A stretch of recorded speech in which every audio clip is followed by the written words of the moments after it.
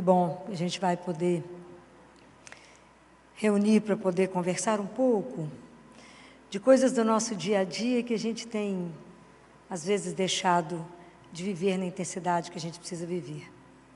No Evangelho de João, no capítulo 6, quando Jesus está encerrando o discurso sobre o pão, vocês imaginem isso quando Jesus fala para aquela multidão. Se hoje para nós é difícil compreender essas palavras, vocês imaginem o que foi para aquelas pessoas compreenderem quando ele disse assim: se não comerdes a carne do Filho do Homem e não beberdes seu sangue, não tereis a vida em vós. Pode imaginar aquele grupo de pessoas que tinha visto Jesus multiplicar os pães, o peixe. Escuta ele de repente falar: se vocês não comerem minha carne, tomar meu sangue, vocês não vão viver. Esse homem ficou louco. Vocês pensariam diferente? Não. Mas ele está fazendo uma antropofagia. Como é que esse povo ia conseguir entender que aquilo se chamava Eucaristia? Ninguém conseguiria conceber que aquilo ia se tornar daquela forma, né? Então, aquilo era muito pesado, era muito difícil. E aí Jesus falava: porque quem come a minha carne e bebe meu sangue tem a vida eterna, e eu ressuscitarei no último dia.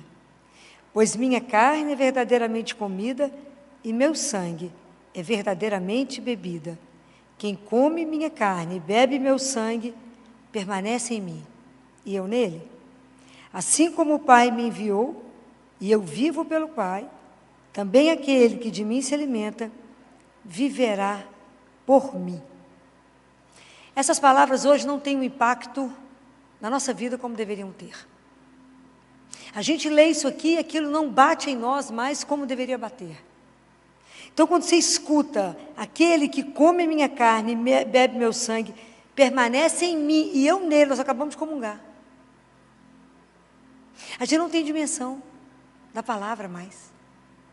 Hoje a gente vive um mundo onde as palavras, nós estamos vivendo, a gente fala que é a fratura da palavra.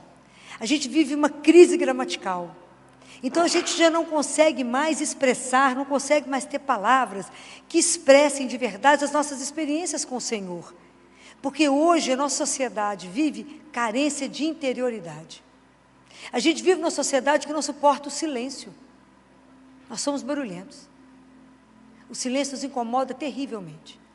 Entra dentro de casa morando sozinha, você liga tudo que é eletrônico. Televisão, rádio, qualquer coisa, liga para as pessoas, liga vários telefones ao mesmo tempo, tudo ao mesmo tempo. Porque o silêncio põe doida. Então nós não habituamos ao silêncio. Então escutar essa palavra e meditar e entender que nós acabamos de viver isso agora. Então essas palavras já não têm impacto em nós, talvez porque a gente tenha escutado disso desde a infância, e isso não nos treme, que é para tremer.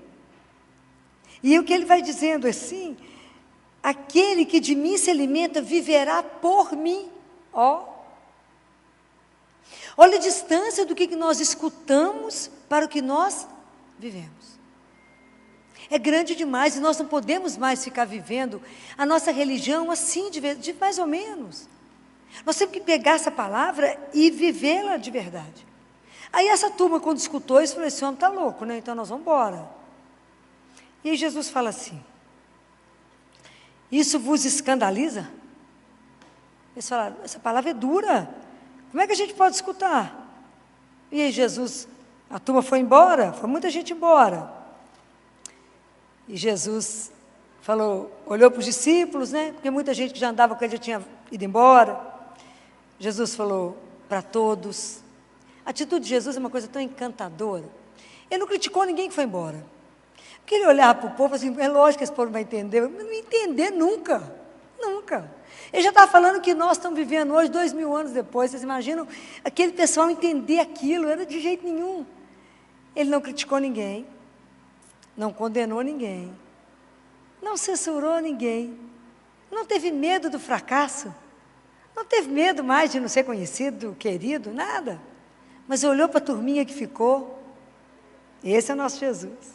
Falou assim: não quereis também vós partir?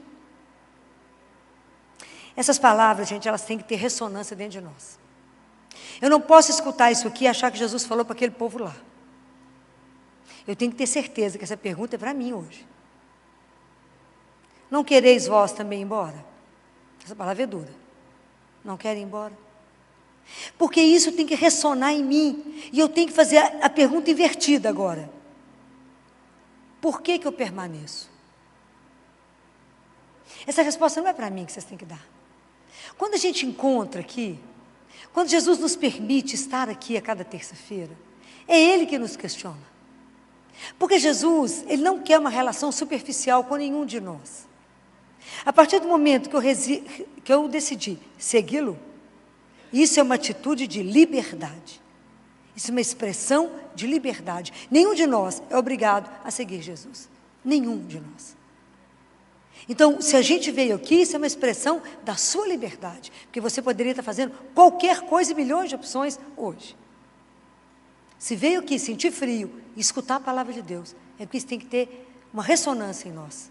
A gente tem que perguntar para nós, o que eu quero quando eu venho aqui? Será que eu quero Deus, de verdade, ou eu quero as obras de Deus? O que eu quero?